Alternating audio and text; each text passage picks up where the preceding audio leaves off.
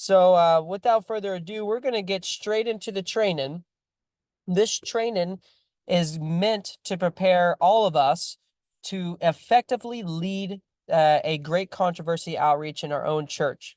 And not only in our own church, but what you will learn here today will equip you to be able to travel and any church in your district or across the country to be able to help them execute a church training or excuse me, a church training and outreach.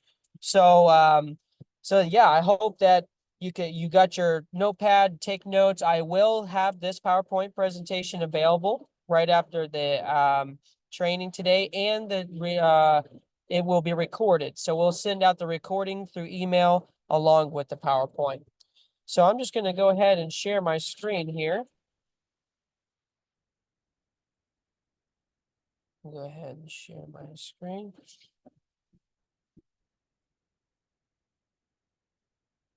All right. There is a Bible text that I always try to follow when I do any type of training, where that's in the workplace, that's at churches, that's at leadership level. And it's this Bible verse here that says 2 Timothy 2:2, and the things that thou hast heard of me amongst many witnesses, the same commit thou to faithful men who shall be able to teach others also. So we see here Paul writing to Timothy, and Timothy has taught Paul. Paul has taught Timothy something. He has taught him many things, and he's saying, now I want you to go and teach other faithful men. So Paul trains Timothy, and then he's telling Timothy, now I want you to go train other men. And the implication is that, or the instruction is, I want you to train them so well that these men will be able to go and teach other men also. And so Paul is giving us a very powerful principle in leadership and in training, is that we should train so well and so thorough that once we pass it on to those that are in our sphere of influence, they should be able to take that and then retrain others in their sphere of influence and the domino effect.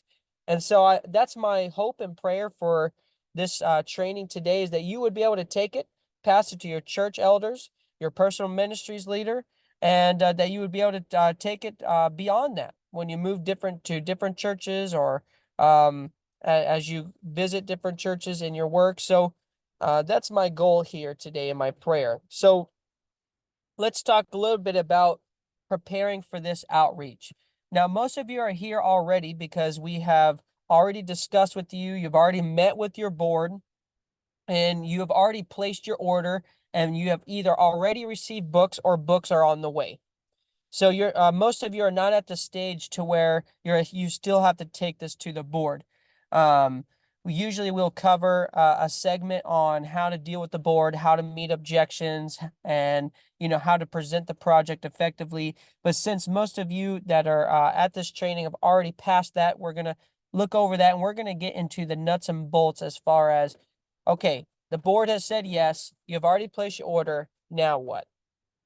So there's a few key areas of preparation. One is having a clear evangelistic plan for follow-up. We're going to get into each of these. Two is having the Sabbath program and logistics nailed down. Three is selling the vision to your church members. Four is communications and promotions. And five, receiving the inventory and packing the books. And so we're going to go through each of these areas and unpack them. And by understanding these key points of preparation, you should be ready to go with outreach in your own church. So let's talk a little bit about evangelistic plan for follow-up. Evangelistic plan for follow-up. Oops, what happened there to my... Okay, here we go. So when you do this outreach, you have to ask yourself a few questions before you actually get out into the community. And the first question I like to for church leaders to ask is, do you have any current or upcoming church events? Do you have a food bank? Do you have a homeless ministry? Do you have small groups going on? Are you hosting this Mind Fit event by Voice of Prophecy, in the summer? Do you have an evangelistic series in the fall?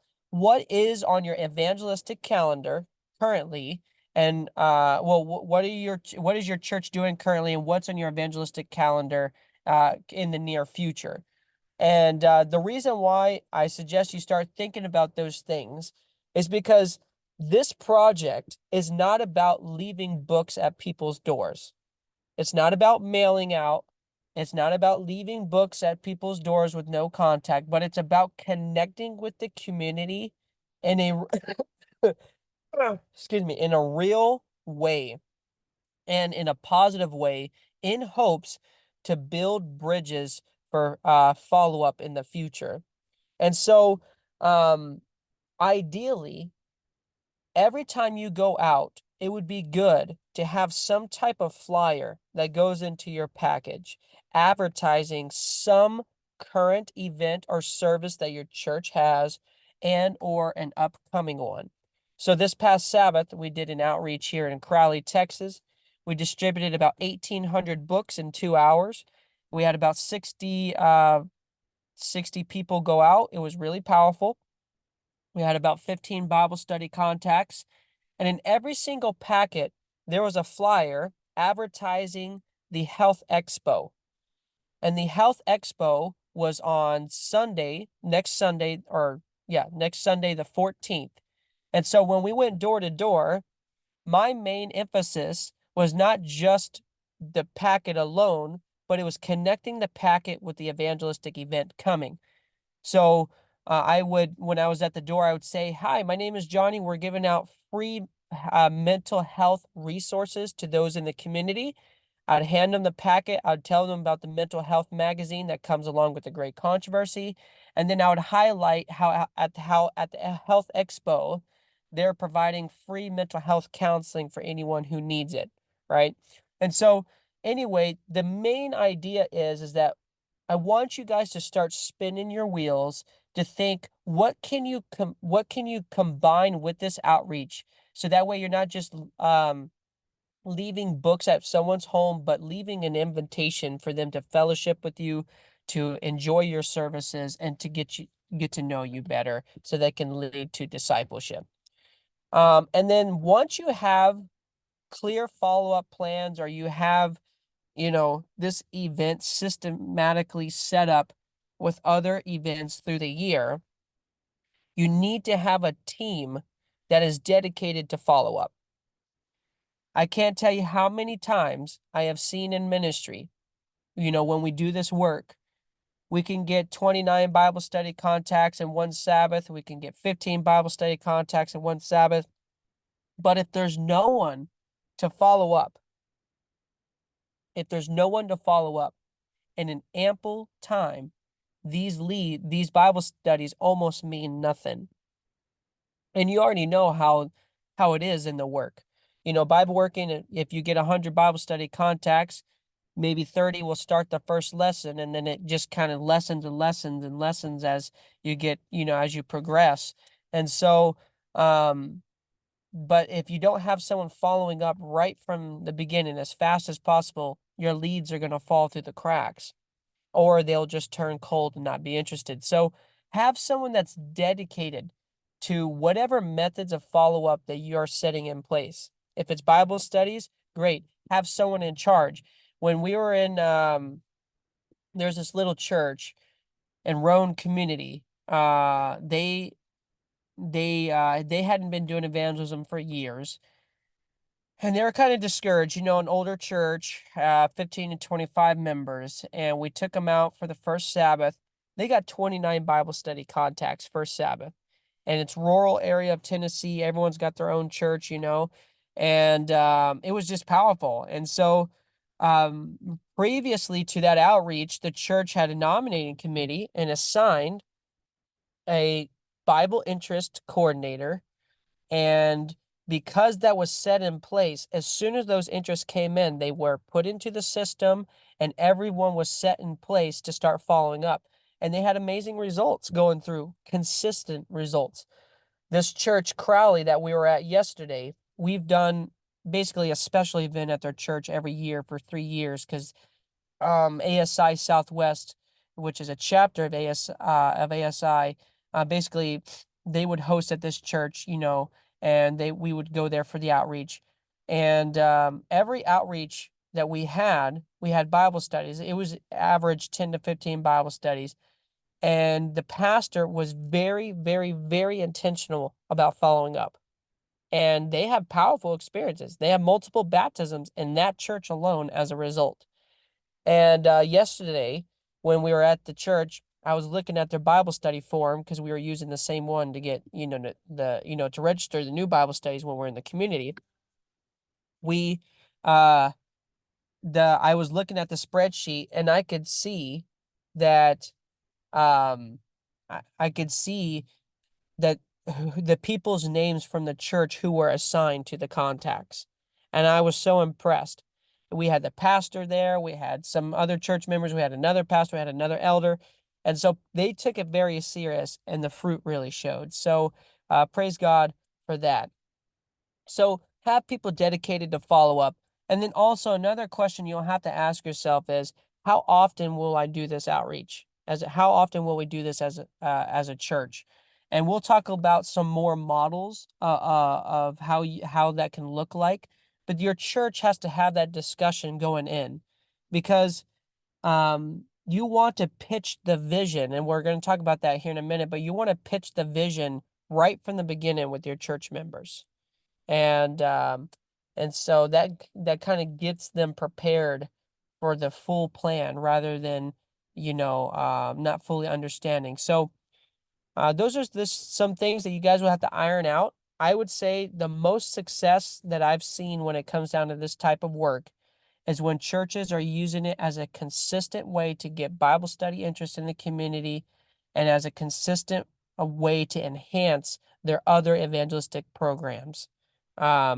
So this Mind Fit event is pretty big. I know some churches have already done it and will do it here in the near future. A lot of churches, this would be ample opportunity to share the Great Controversy in Health magazine with a flyer to MindFit and getting specific leads on this mental health program to lead, to uh, to basically funnel these leads towards. And so, anyway, those are just some pieces of advice there about evangelistic plan. Now, once you have your evangelistic plan, you want to kind of settle down the Sabbath program, and therefore you have enough to start communicating to your churches. So the Sabbath program, and we're going to get into the nuts and bolts of it in just a little bit, but it's pretty simple. The Sabbath program is divine service, and each church looks different, but I'll tell you my typical program that I do every Sabbath that I train across the country. It's basically powerful. You do a sermon, and we'll talk about the topic more later, but you do a relevant sermon, and then you have lunch, whether it's potluck or whatever. And then after lunch, usually I do a 30 to 45-minute training. And after the training, we pray. I break out all the teams and the logistics and all of that. And I try to get everyone out of the door by 3 o'clock, and outreaches from 3 to 6. This is, of course, when the sun goes down a little later in the day. But it's typically a 3-hour outreach. And then we conclude. Everyone comes back at 6, by 6, and then by 6:15, people are ready to start doing testimony time. And we have about 30 to 45 minutes for testimony time. It just depends on how the Spirit's leading. So this is kind of the typical Sabbath program that I would recommend. Why 3 hours? That's a big question that a lot of pastors have, or a lot of church leaders. And I will just say this advice that I'm going to, or my perspective comes from trying it with many different types of churches that are older in nature, churches that are small in nature, medium, large, low income territory, high income territory, university, whether it's a white or Caucasian church or an African American church or mixed or very, very culturally diverse. I've kind of seen it all and experienced it all as far as doing this outreach goes. And 3 hours is the sweet spot. And the reason I say that is when you give people too short, or when people have too little, I don't know if how to say that right, but when people don't have enough time in the field, it can actually rob the project. So sometimes pastors will tell me, well, hey, Johnny, I think we need to just start real small, give people just a little taste, and then we'll see how people like it and we'll go from there. So let's just start with 1 hour.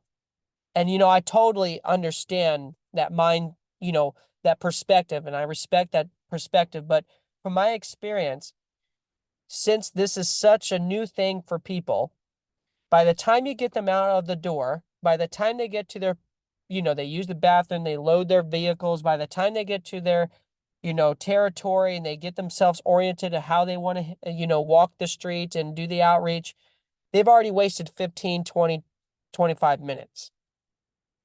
They go and knock on doors, let's say in 1 hour, let's say they just take 15 minutes, right?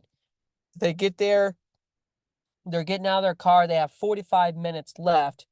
And in that 45 minutes, let's just say they knock on about 20 doors, but 15 of them aren't home. How many people do they talk to? About 5.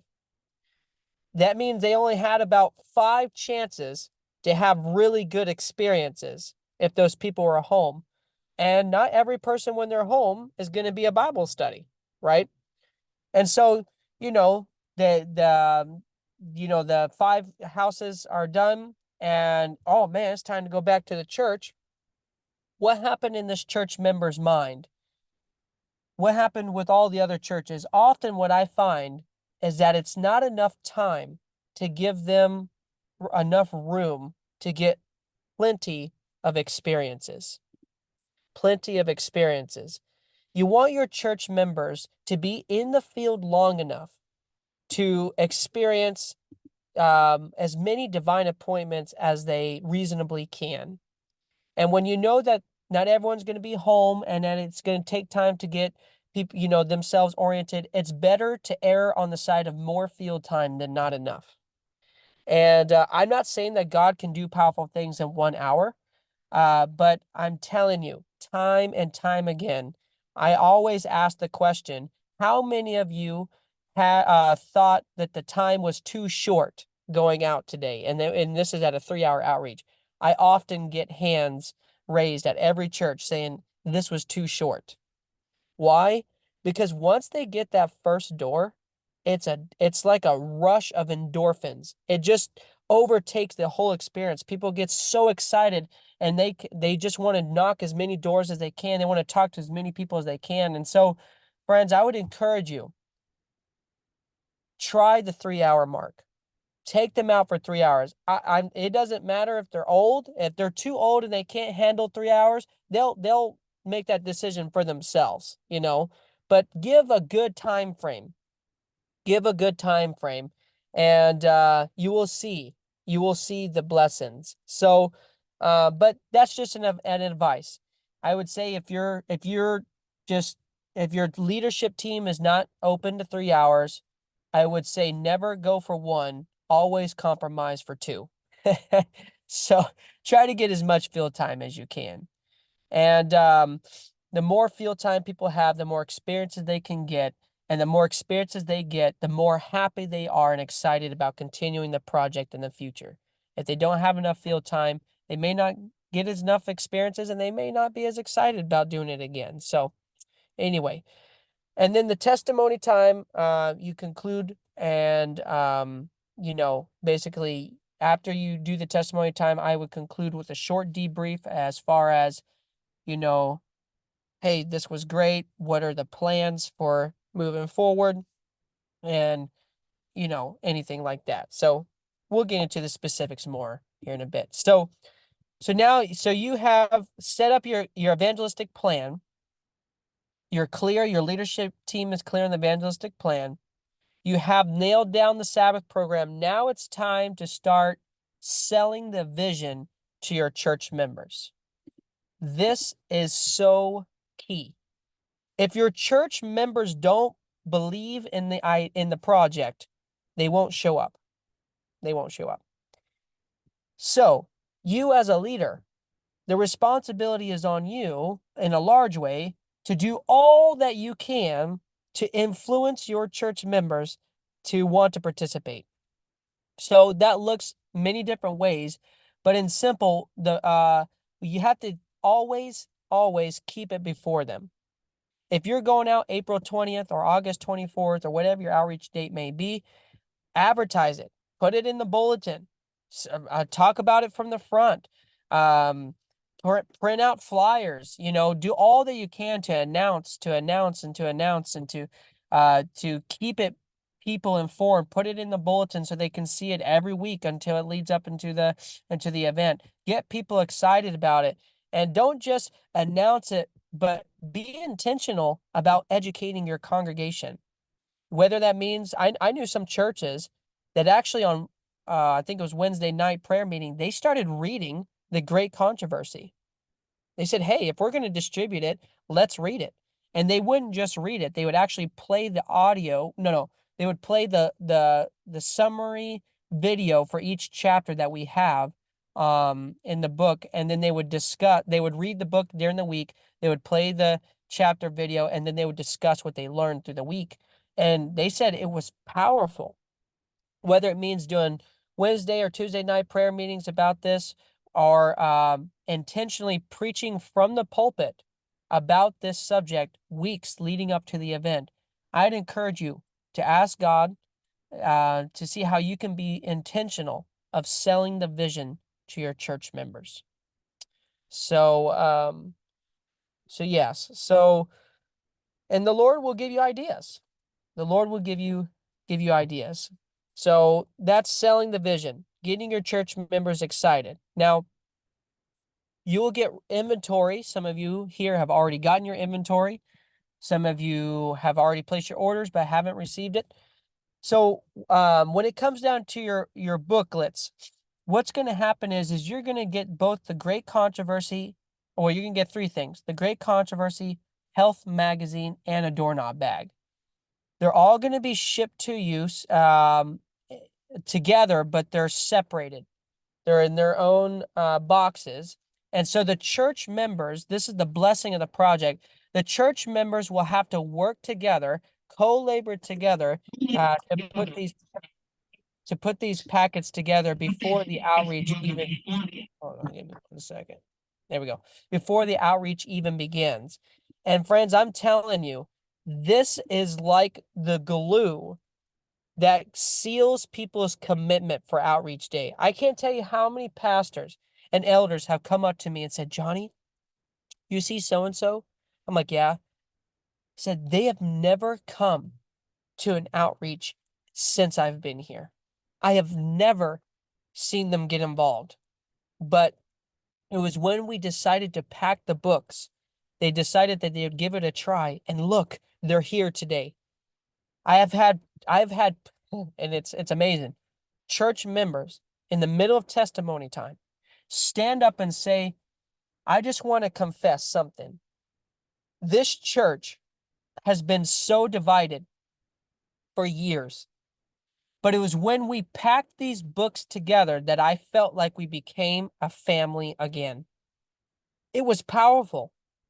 When people come together, I remember it was just a few weeks ago, someone told me, "I have been in this church with this person for years and I've never spoken to them until the day we had this packing party." And so it's kind of like a potluck on steroids, for better, or lack of better terms. It's an opportunity where people can come together, fellowship, sing songs, talk, get to know each other, and pack the books. And so once you get the books, you'll have to organize packing events. And some of you, if you have more inventory, you'll have to, you'll have to assign more time per packing, more time to each packing event and more packing events in general. And some of you will have to do less. It just depends on how many you have. Take this down in your notes. The average person, once they get the hang of it, can pack about 100 books an hour. 100 books an hour. Now, as you're packing your books, as we talked about earlier, placing a flyer into every single book, or in every single packet, advertising your local church and your programs. This is where you would pack the packet. This is where you would pack your insert. Take this down in your notes. I will repeat it 2 times here, but the size of the flyer should be no bigger. If you're going to put it inside the book, should be no bigger than 8.5. That's length by 5.5 width. 8.5 length by 5.5 width. If it's taller than that and you're putting it in the book, what's going to happen is when you're packing it in the books, it's going to stick out and it'll get damaged.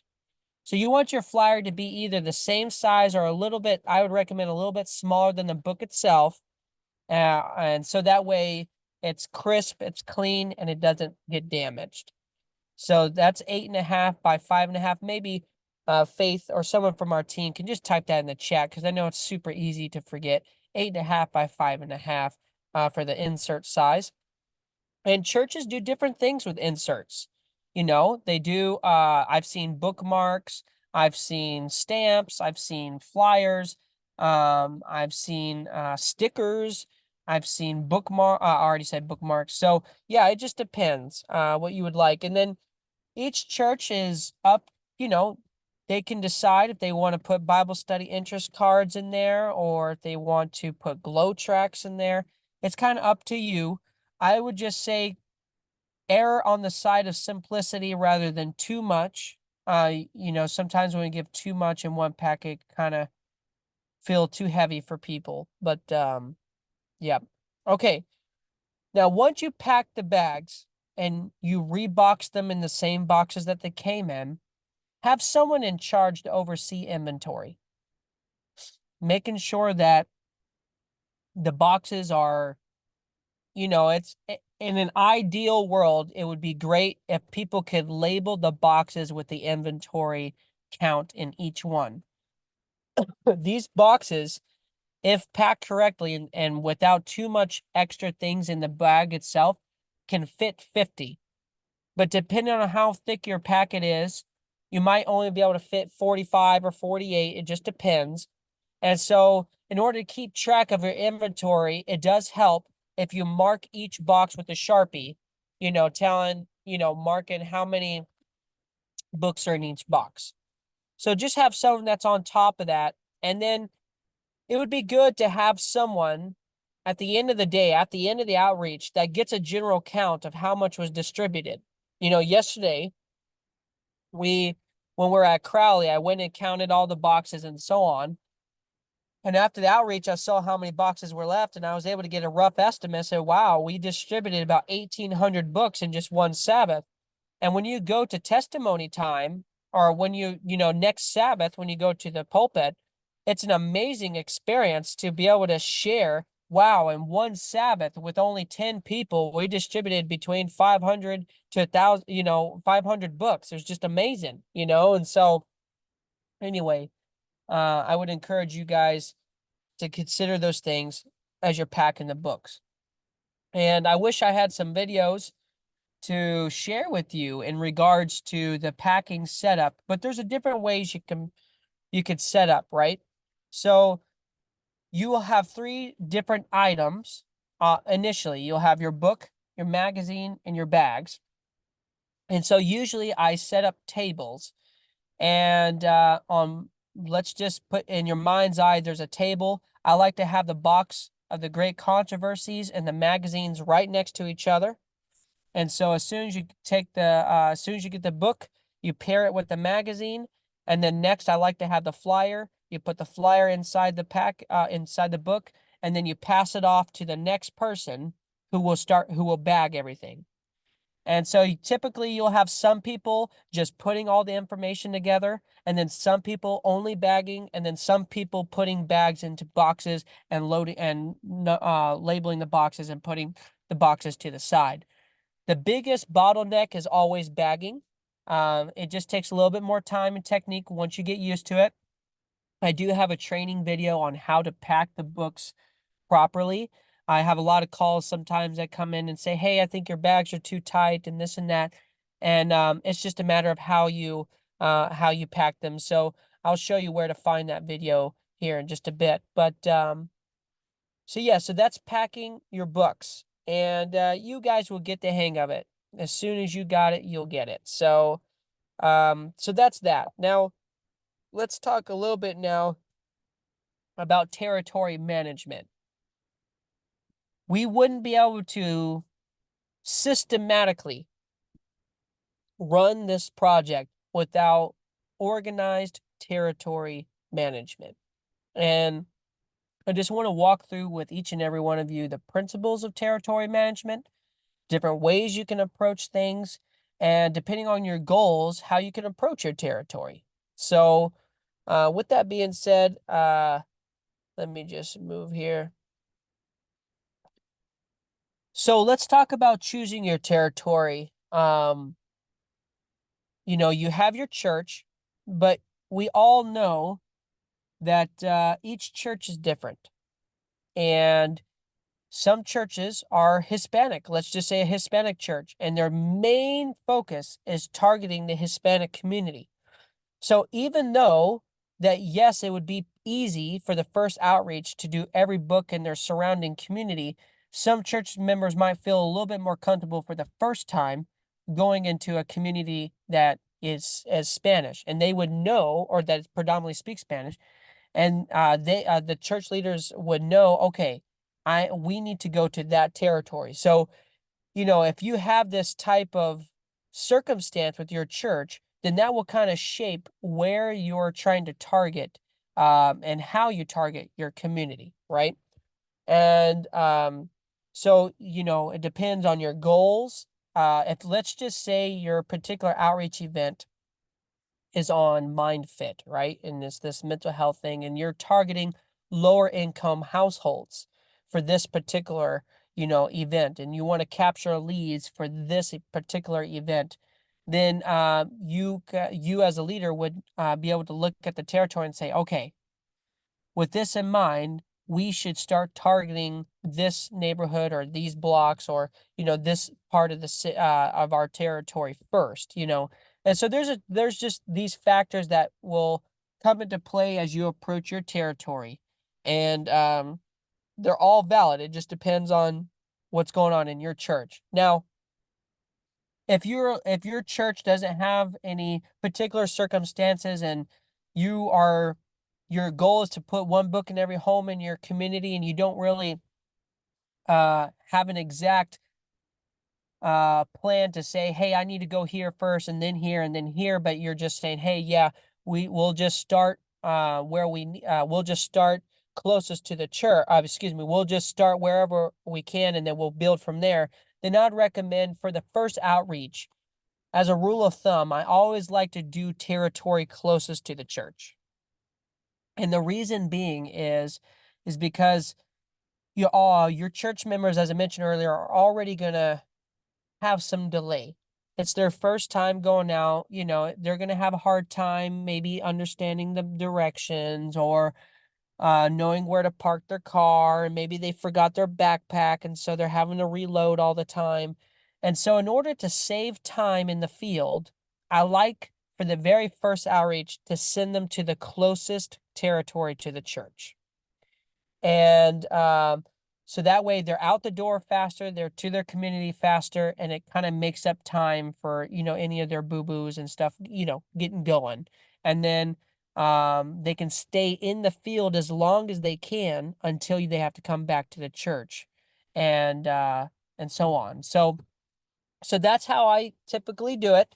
And the question is, as well, how do we, you know, uh, how do we approach our territory systematically, as far as with organization. Is there a resource available?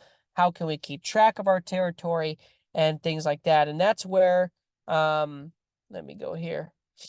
That's where we start. That's where we can start talking about tools.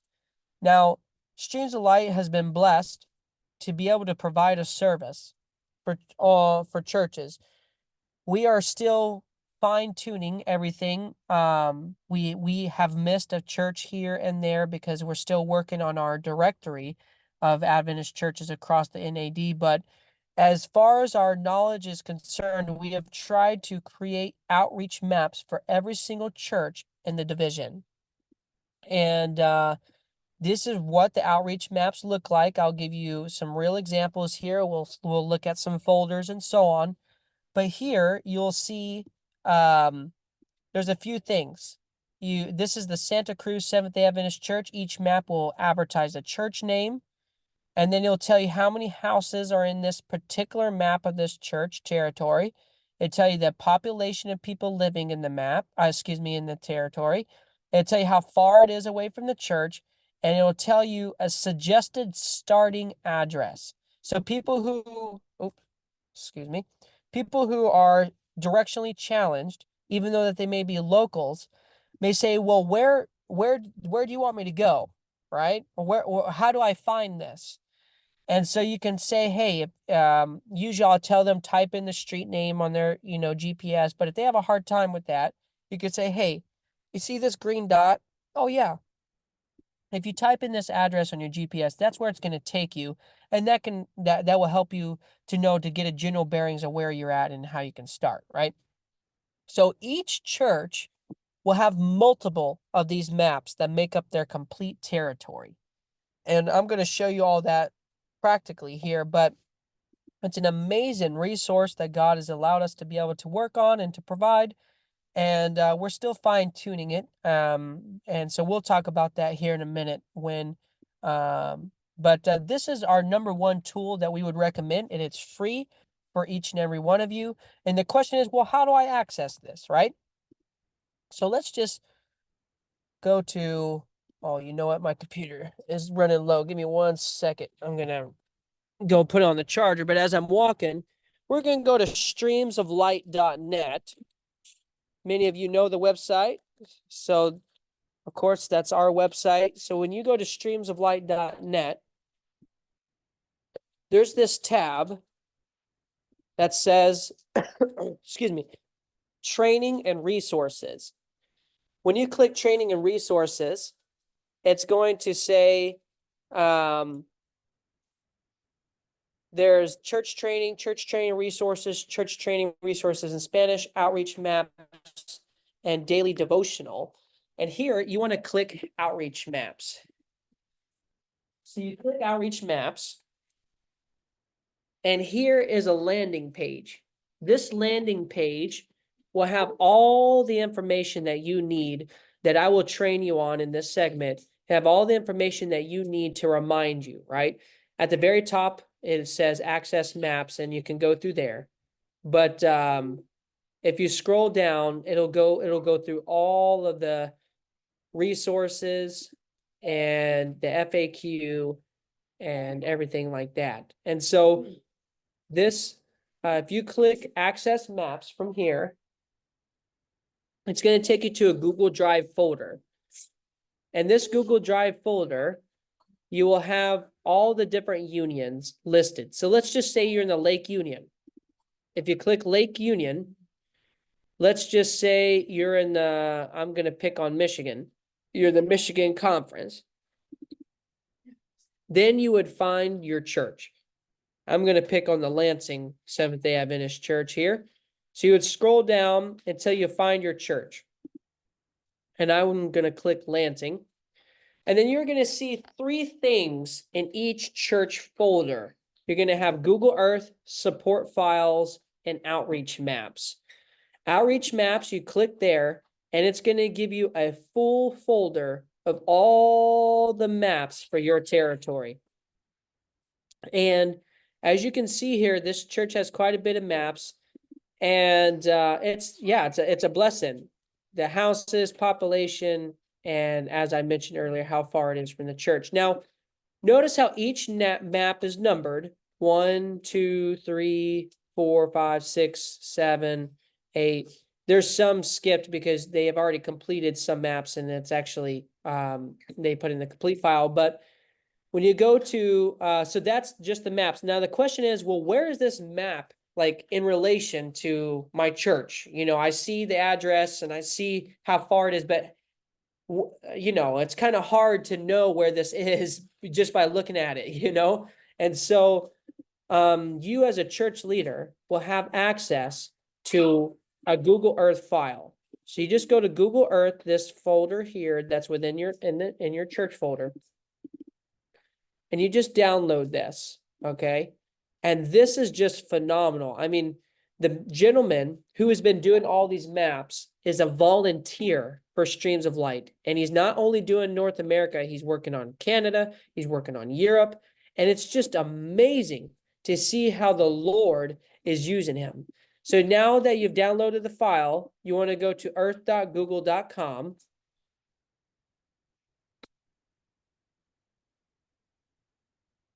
Okay, so you're in earth.google.com now, okay?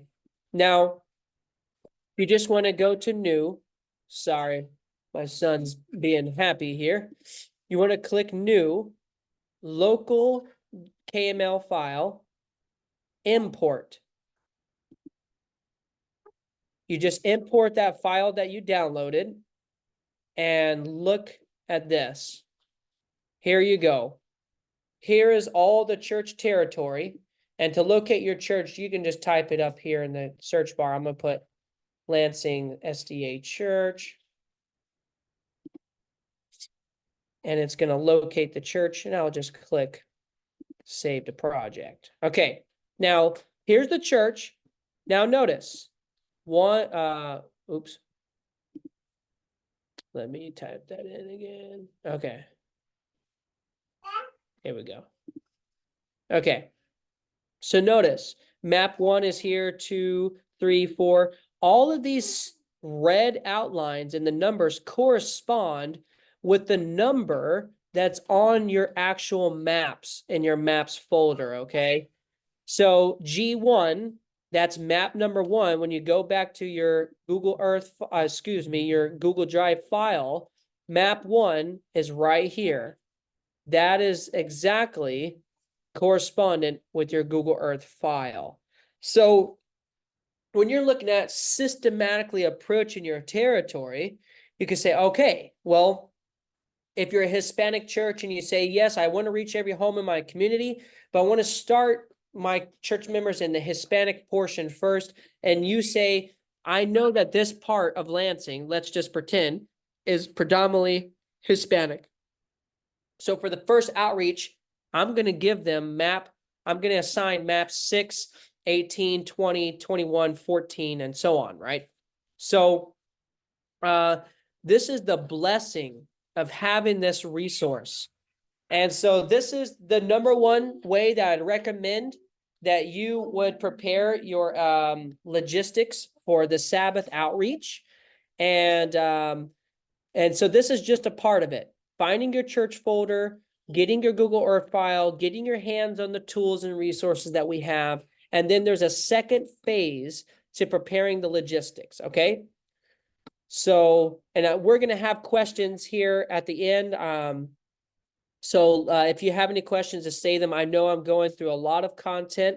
If you have any questions, please just jot them down. We'll cover them in here in just here in a few. So now it's Sabbath, right? Well, now you're preparing for Sabbath, right?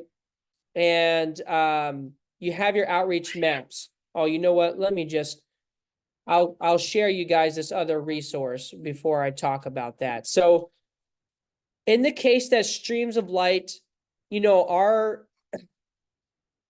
resource, our mapping software that we're using sometimes doesn't come out good in rural communities, okay? And that's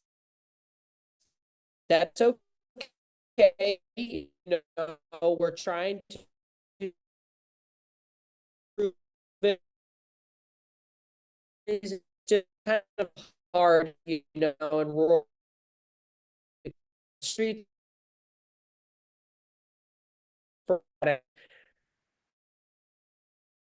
Have a map folder.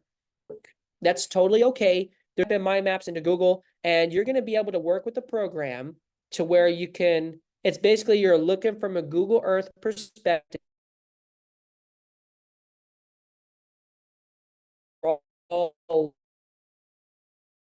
around, you know, around territory. It's it's kind of the long process that this back in the day before I had all the fancy maps that we do now. But every time before I did an outreach on Thursday, Friday, I would go and make, basically you would, let me see, the streets that you want done, and then you just screenshot it, and then you would print that, you know. Um, I do have a little bit more of an in-depth training on this if you guys need it. But you know, hopefully you won't need it, but just know that My Maps is a backup option. It's a little bit more tedious, a little bit more work, but it is a solid backup option if for some reason our maps don't work out for you. And so that's that. So that's My Maps. Just take a note of that just in case. And now the question is, though, right? Well, it's great that we have all of these maps, but how in the world do I utilize these maps? I mean, I'm not going to send one group to 900 homes, right? And so that's a very, very valid question. It's a very valid concern. And it's something I would say that's even valid to be nervous about, right? But I'm going to show you the way that I do it. And I'm just going to let you know right now, if you make any mistakes, it's totally okay. You know, I remember the first church training I did, I was so bad that the pastor took over and did it for me as far as the logistics. So talk about embarrassing, right? But I learned. And so let's talk about how we would recommend you to prepare for outreach day in a way that is so simple, in a way that's so easy, and to alleviate all stress when it comes down to mapping, okay? So I want you to take a good look at this map, okay? It's kind of zoomed in, but what do you notice about the map? It's got 788 homes here to the right, and I have color coded this. Hosea, I have color coded this into 3 different sections. And what I did is I kept this copy and I made an additional copy for each color. Green, pink. Oh, I don't have another picture, but the other picture would be yellow. And so this is how I run at mission trips. When it's a mission trip, my vans can our vans of missionaries fit, it's 6 people and 1 driver. And I always team people in pairs of 2, whether they go door to door together or whether they go door to door separate. I always pair them in 2. So in each van, I have 3 pairs or 3 teams. So when I do a mission trip, every single van, I give them multiple maps, enough maps to distribute. You know, usually they can distribute about 1,000, 1,500 books a day. I make sure to give them enough territory, and I color code it, the territory for every team. And so basically the driver, for example, he would have this master map when he's in the community. And when he drops off team one is going to get only this copy of the map. And they're only doing this. And team 2 is going to get, you know, the pink over here, or team 3 is going to get dropped off over here, and team 2 is going to get the yellow. And so no one is overlapping each other, but they're all working together in one area to conquer territory. So that's what we do in mission trips. In a local church setting, it's the same thing, just a little different. So what I like to do is basically people can distribute 20 books per hour. So if you're doing a 3-hour distribution, each person or each pair, if they're going door to door together, can distribute about 60 books. It's always better to give more territory than not enough. So I always do 100 books on average per pair for every outreach, right? So when you look at this map and you see, oh, there's almost 800 homes, that means I can fit reasonably about 7 pairs of people in this one territory. And so what I would do is, instead of having 3 colors, I'd have 7. I would, and it takes some getting used to, but let's just say this was 100 homes right here, right? Oops. Let's just say this was 100 homes, if you can see my mouse. That would be pair 1. This would be, if this was another 100 homes, that'd be pair 2. So this would be green. I would have one master map like you see here that you keep as the administrator. And then I'd make a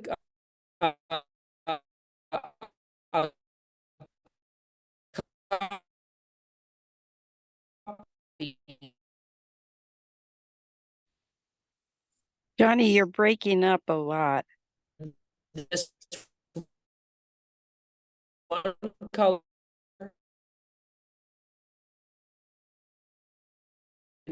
another color,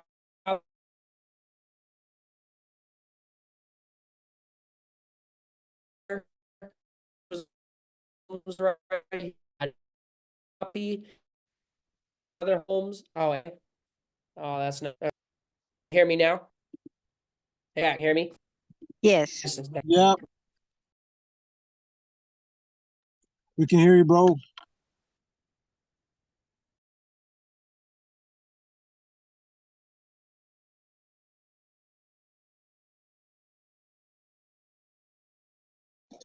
Well, we could hear you. Sorry about that. Can you hear me now? Yes. Okay, Yes. I'm gonna hop in on my phone and share my screen on the computer. I'm so sorry about that. I'm at a hotel Wi-Fi, but it's you know how it is. So give me 1 second. I'm gonna hop in on my phone.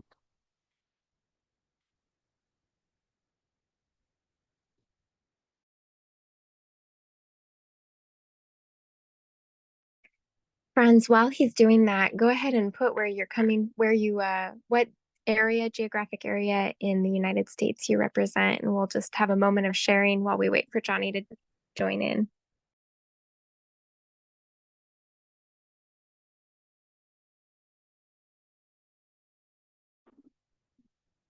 I'm in Indiana. Minnesota. Love it. Welcome.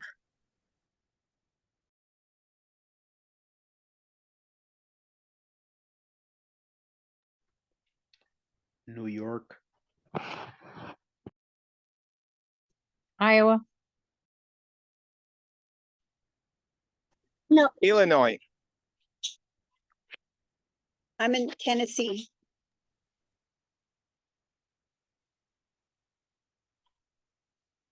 I go to church in Richmond, Indiana. I'm a former literature evangelist, and I really appreciate everything Johnny has shared so far.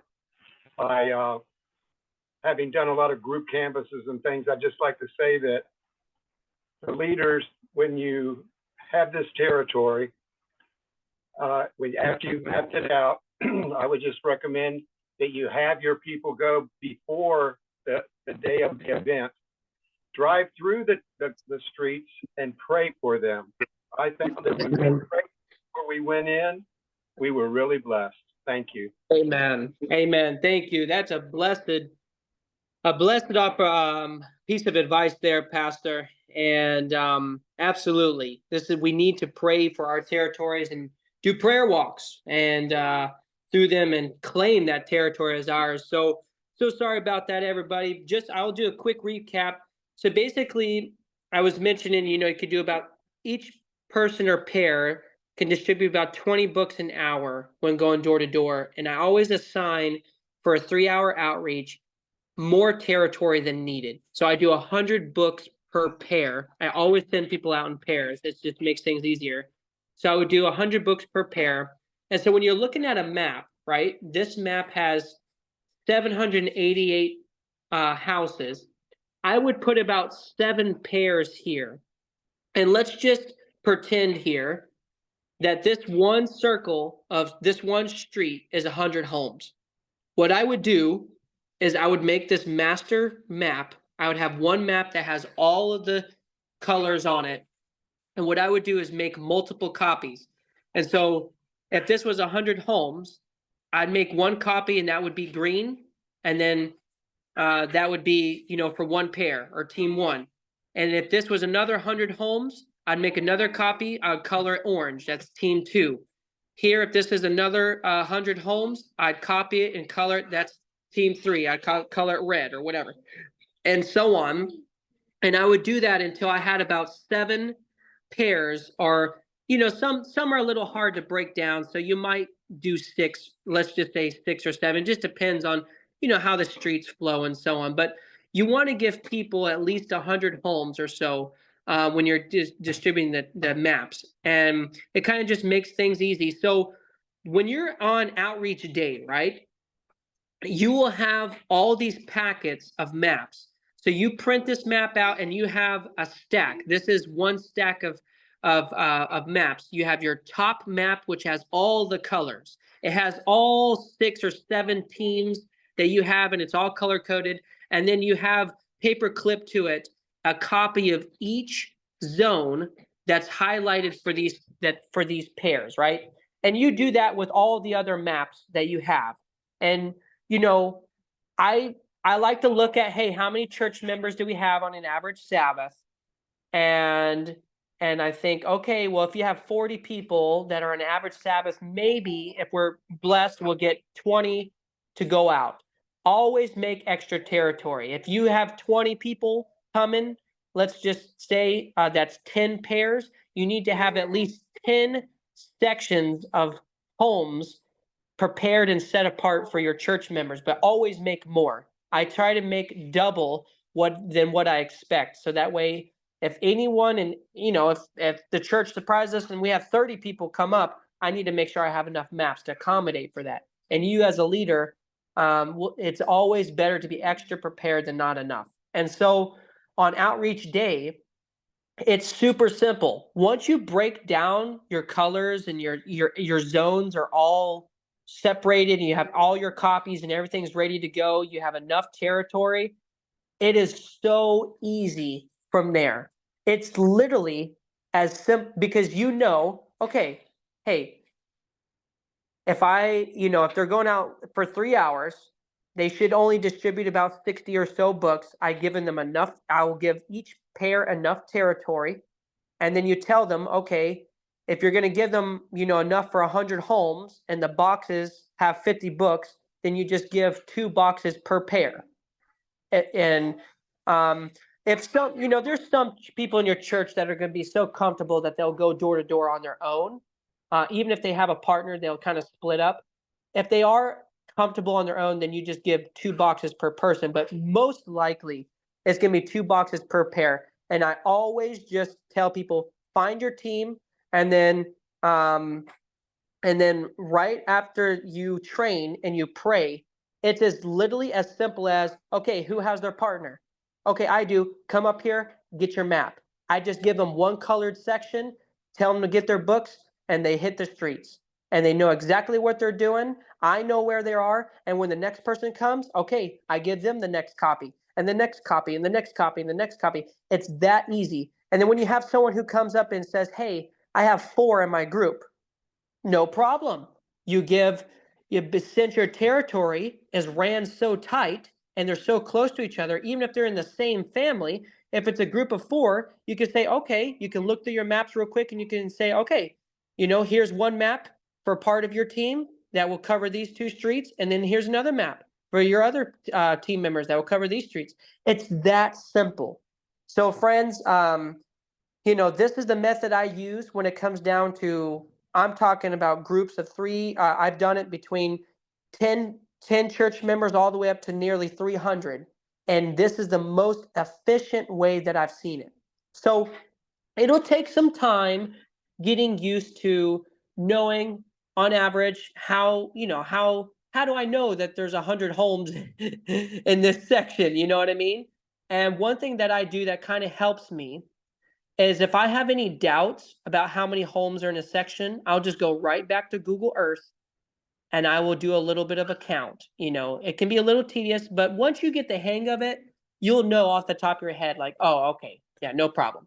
And if you're just too tight and you're too rushed, just give more territory. It's okay. I'd rather always err on the side of more territory than not enough. So I'll just break here because I know I've said a lot. We have a little bit more to cover, but I wanted to ask, is there any questions in relation to mapping and logistics as I have explained?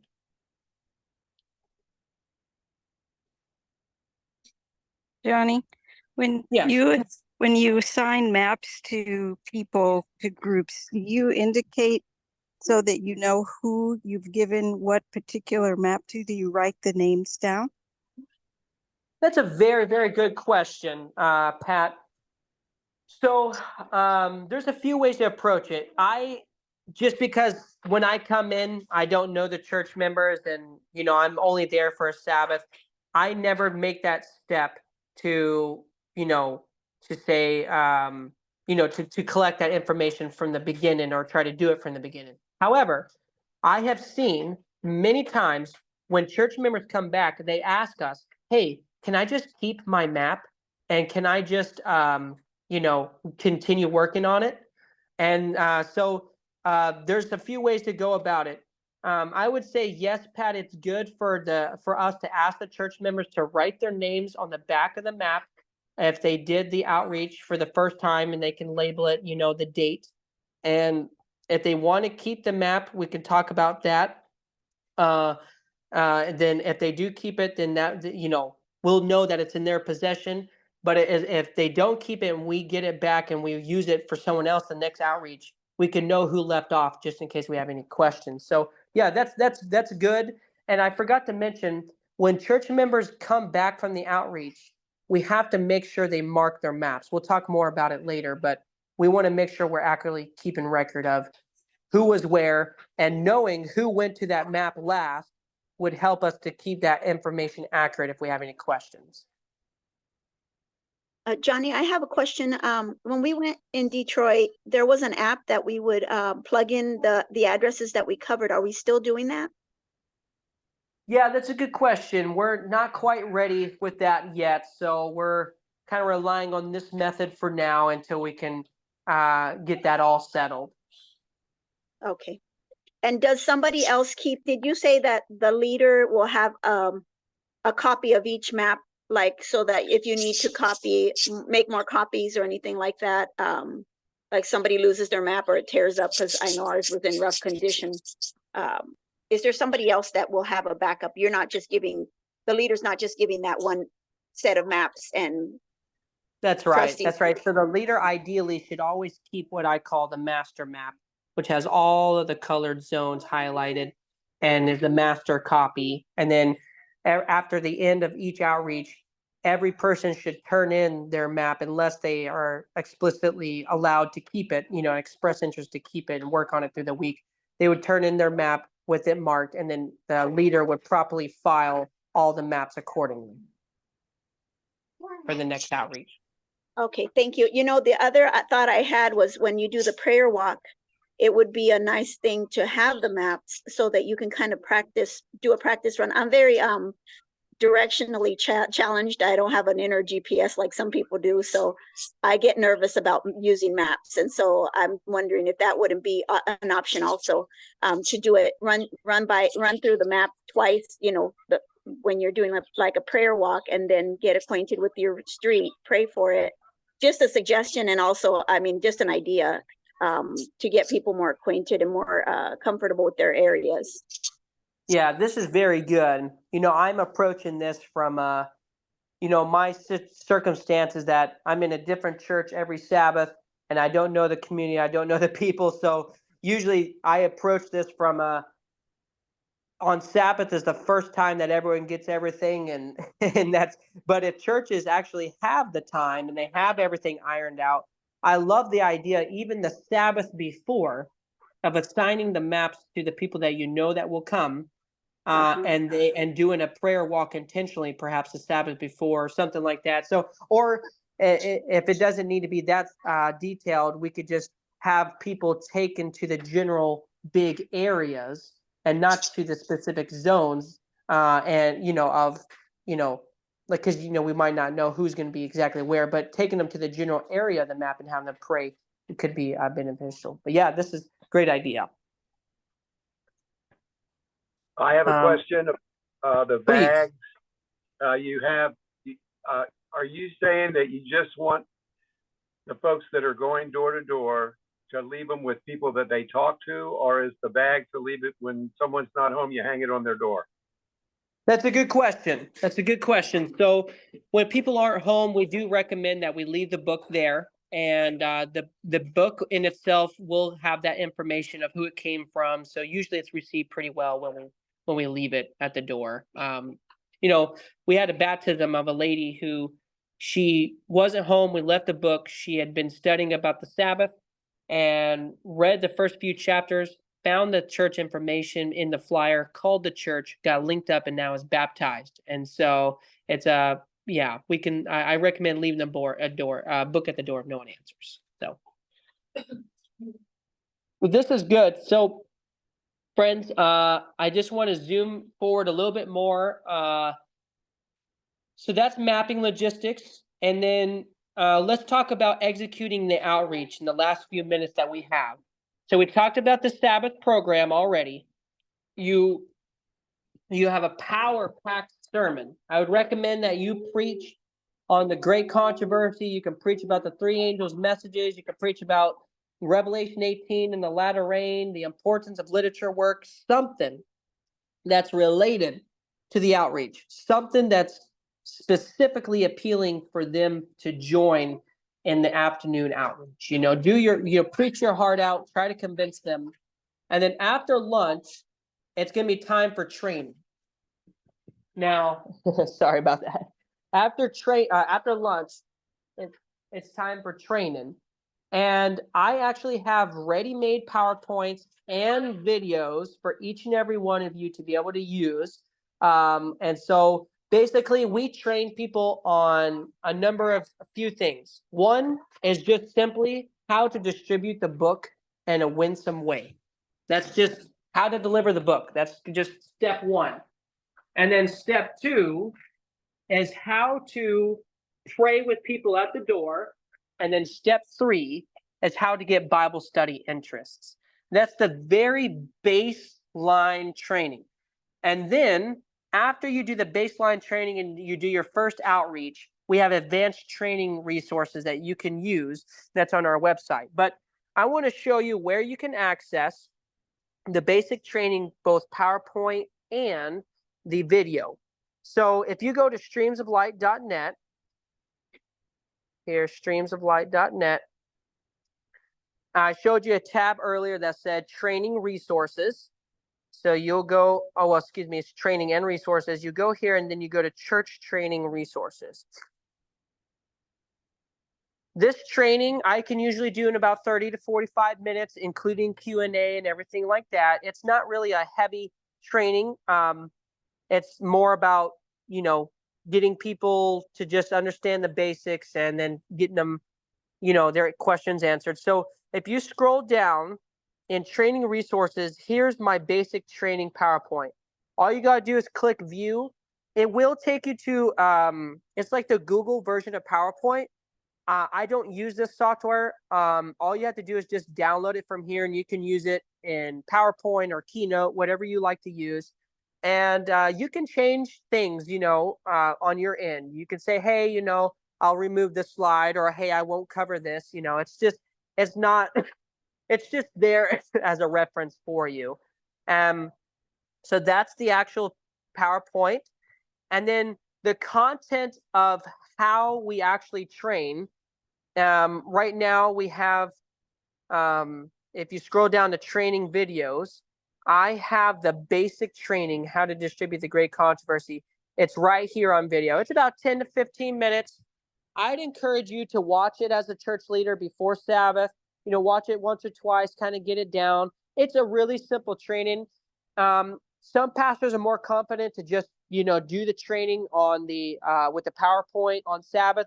And some churches, they just play my video and then they go out. Either way works, whatever works best for you. And so that's the basic. And then we also have, some people like visuals. We also have this, like, how to distribute the great controversy demonstration. So it shows two people knocking on the door, talking. It's a little older video. We launched it right in the beginning, but it still communicates the point. So that's the training. And then after you do the first outreach, then we have other training PowerPoint, advanced training PowerPoints and videos. And it can get as deep as how to connect with Baptists, Muslims, Hindus, Jehovah's Witness, atheists while you're at the door, how to build friends and meaningful relationships while you're at the door. So, but I always just stick with the basic first, and then let their field time be their teacher. And then from there, they'll be more ready for, some heavier content. So that's that. It's all there packaged for you. And then basically right after the training, you're going to pray. And that's when you start doing the logistics. So, hey, everybody, I want you to think about who you're going to partner with. You tell them the program. We're going to be doing outreach from 3 to 6, coming back at 6, for testimony time. I want you to start thinking of your partner, who you're going to go out with. I want you to use the bathroom. I want you to grab your backpacks before you go. And so, you just give instructions and then you pray. And then from there, it's okay, who's ready? Who's got their partner? And then once they got their partner, they come up, you give them their copy of the map, you send them out the door. Make sure you tell them, hey, remind them, okay, get your 2 boxes per pair or per person if you're going alone. Here's your map, go out the door. Here's your map, go out the door. And everyone will load up their vehicles. They'll go out to their territory and they'll have a blessed time. Now, some pastors may ask me, well, hey, some pastors will ask me, well, hey, do we need to have anyone staying on site, right? And I would say, in the very beginning, I used to stay on site, to help anybody. But I've gotten so jealous when people come back with all the testimonies, and I say, man, I really need to go out. So if I go out, I always try to go out now, and then I will come back a little early to make sure I'm there to collect people's maps when they come in, to help them put their boxes away and make sure that I'm just there for support. It's good to leave church members with your phone contact if they run into any emergencies while in the field, so that way they can contact you. Let me think here. Excuse me. One of the most important things is when everyone gets back, collecting their maps, and I would recommend that you use a Sharpie. Use your Sharpie and mark on the map what was completed, right? And so when everyone comes back, grab that map, have them mark what they did do, and then you file it, and accordingly. So that way you have an accurate record all the way through. Now, I just want to show you all our very quick resource that we use for the Bible study interest. In the training, we'll train people on how to get Bible studies online, in person, or through the mail. Now, I always use Google Forms. Google Forms is an amazing, sorry about that. Okay. Google Forms is an amazing resource. I can't, tell you how many times I've done outreach and I remember we had 120 Bible study contacts one time after an outreach, and they're in a mission trip, and I ended up only getting 80 because people never turned in the Bible study contact to me in person. And I felt so frustrated. I said, man, if I had a better system that they could record the Bible study interest, we wouldn't be losing so many interests. And not only that, but it took me hours to put all that into the computer. And I thought, man, that was just so inefficient. So I want to show you what I do on Google Drive. If you have Google Drive, great. If not, every Google Gmail has it for free. I'd encourage you to use it. It's so easy. You just go to Google Drive and you click New, and then you can go to Google Forms, right? And then on here, you just create a Bible study form. It's so simple. So Bible study form, and you can, name your church, and then you just create questions, name, email, address. I'm going to show you a template that I have to just save time. I'll show you the one that we used yesterday with Crowley. So you go to this church here. So it has name, email, number, address, type of Bible study interest, language, and notes, right? The cool thing about this Bible study interest, about this Google form, is that you can send the link to all your church members via email or text or WhatsApp, whatever you use to communicate with them, and they can pull it up on their phone, or you can use a QR code. You can link the URL to a QR code, and it is so cool because all they have to do is pull it up on their phone, and when they meet someone at the door that's interested, they just put the information in, and it automatically will give you all of the results immediately, and it will give you statistics. For example, how many of them are online versus in person through mail. And then even cooler than that, it automatically links to the Google Drive equivalent of an Excel sheet. So everything is already in order for you. The name, the email, the contact info, the type of interest, everything is here. The notes, everything is here. Let me show you let me just show you this other one real quick. Okay, Roan Community. Another thing that you'll see, it wasn't on that one because they deleted it, but it'll tell you the time, the exact time that the Bible study interest came in. And so this, for me, is the most easy way to log all your Bible study interests, and people get a hang of it pretty quick. And you can use this form as long as you want. I've been using the same Bible study form for Crowley SDA Church for 3 years, every single outreach we do. So yeah, that's pretty cool. And how do you make the QR code? There's plenty of programs, but all you got to do is just copy the link. I know I'm going to be moving kind of fast here because I promised an hour and a half and I'm going too quick here, but once you copy the link, there's a program, and there's many of them. You can type in free QR code generator or something. I like to use Canva. Canva is a free design program. You can just type in, let me just type in, you can just pull up, you can start a new design, and you can click any type of design like a logo or something, just something simple. And then down here at the bottom, it'll have apps. And at apps, you can just type in QR code, and there's a QR code generator button. And all you got to do is type in the URL, copy and paste, and click generate. And here you go. And you can download this for free. And all you have to do is share this on your screen, when you're doing the PowerPoint training or whatever, and people can scan that to get on their phone. There's other ways too. You can just type in free QR code generator. But if none of that's working for you, all you have to do is just copy the link of the form that you create and send it through email, and people will have it. And at the end of the day, this is called Canva. And the form that the place that we created the form was Google Drive, Google Forms. And at the end of the day, if it's too complicated, if people don't get it, that's totally fine. They can still write it on pencil and paper or put it as notes in their phone and turn it into you. You know what I mean?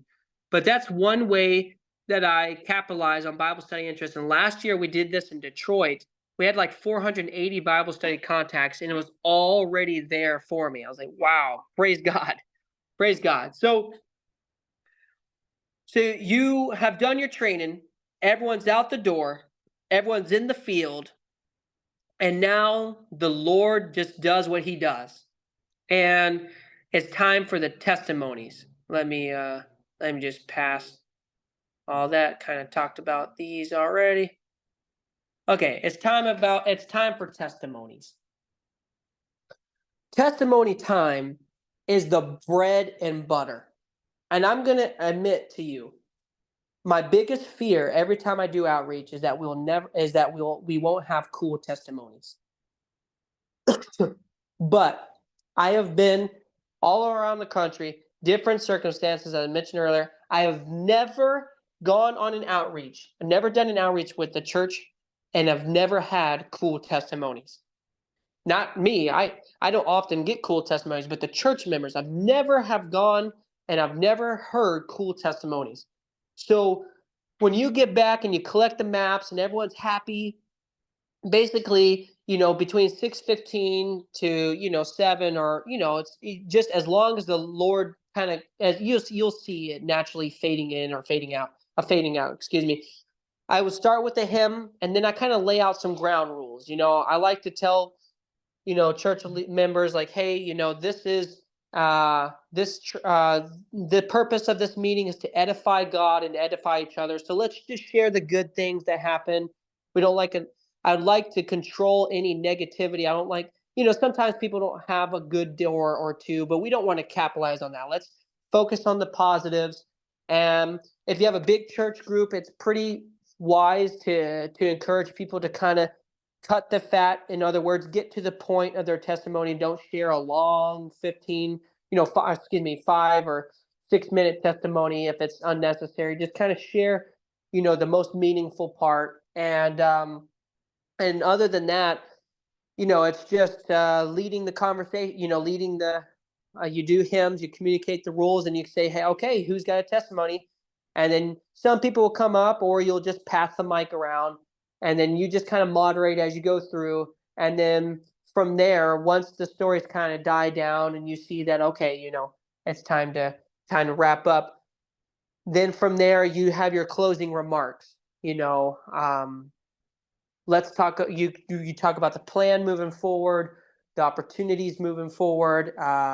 Get any other feedback that you want from them, and you kind of set some plans in place for the next outreach. So this is pretty much the bulk. There's a little bit more that I could cover on how to keep track of how to file your maps and how to record your completed territory and everything like that.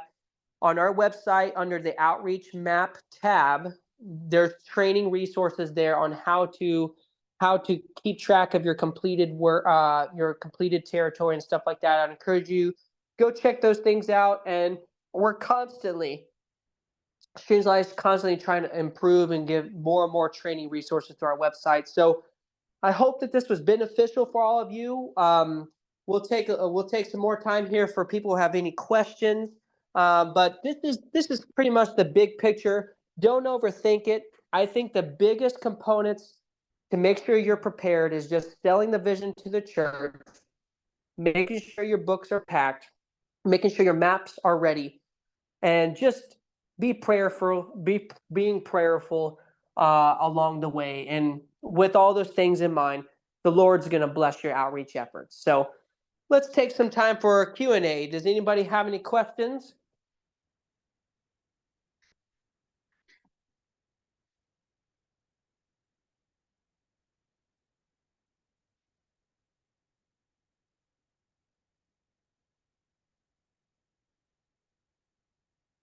Okay.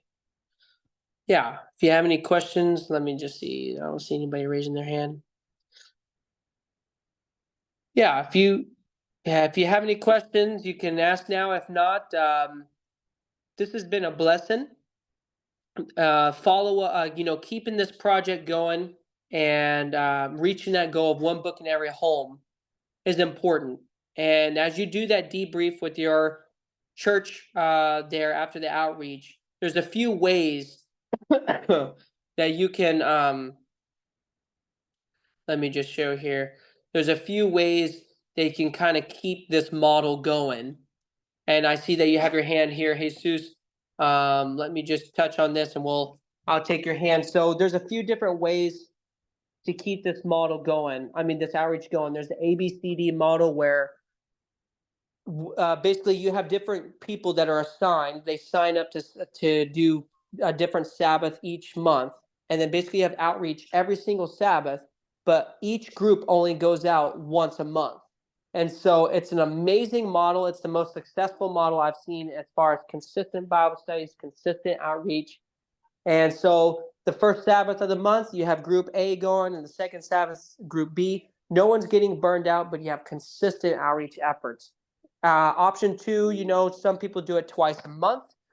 Other churches do a big outreach once a month, and then there's other churches that do a very big organized effort with the other churches from the district and so on once a quarter. And then of course there's this systematic approach with complementing all of your other evangelistic events. And so there's just different ways to tackle it, and I'd encourage you to talk that with your church. Jesus, go ahead. I see you have your hand, and then Pat. Thank you, brother. Would you say that it would be important to share, like have a mission spotlight in church and just kind of keep testimonies in front of the church, get them inspired, or how also would you inspire others to come out? Um, Sometimes it could be hard, or we can maybe discouraged. I know that we just go forward by faith, but would you say it's important to keep the testimonies Yeah, in front of the church?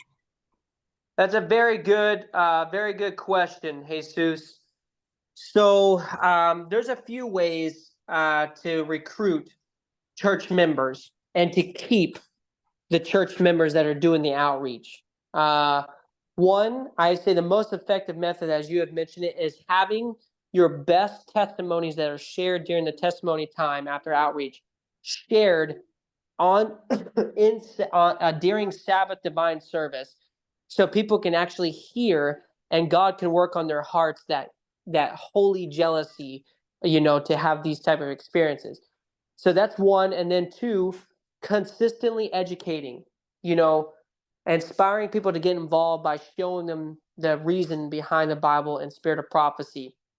And then you can even start like special prayer meetings or a special WhatsApp group or something to where this type you can grow a community within your church that's not only active on the Sabbath for outreach, but as active and sharing these types of things during the week. I have a church that is doing this in Conroe, and they are constantly talking about great controversies, sending quotes, sharing testimonies, and they're on fire. And so these are just a few ways that we can keep the fire going as far as our own church members that are out, and then also recruiting more. Go ahead, Pat. I see your hand up. Yes. So at the beginning, you shared a schedule for the actual outreach day. But there's some parts of that would involve some pre-work. For example, packing the books and also the mapping aspect of it. So when would where would that fit into the schedule? Yeah, absolutely. Everything needs to be done before Sabbath. So all the books need to be packed before Sabbath, and all the maps, ideally, and all those logistics should be broken down before that Sabbath.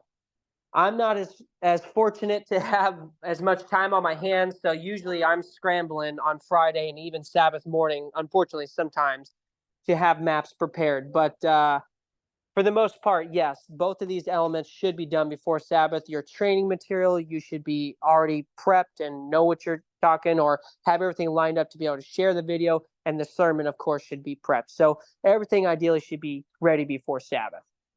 So would you suggest the week before, or rather than the day before, or what would be the ideal for prepping all of those? That's a good question. The maps it just, if you're new, it'll take some time. But yeah, I would try to be as prudent as I'm not, I don't know if that's the right word, as prepared as possible, whether it's 1 or 2 weeks before. The books, however, depending on the size of the amount of books you have, churches start prepping books as early as a month or so before the event. It just depends on how many they have, So the biggest one is going to be prepping for the books in a timely manner. Right. Okay, great. Thanks. Yeah. Yeah.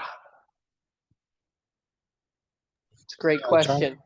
Go ahead, Jesus. I'm not sure if you guys covered it. I jumped in a little later, but what could you speak on the importance of putting an insert for the church so people can get back to your church? Yeah, we covered that pretty well in depth already, Oh, but great. Praise yeah, God. yeah, that's a good point. It's always important to have it. Good. Well, good. Well, friends, if there's no other questions, just know that any of us are all available and on standby to provide you support.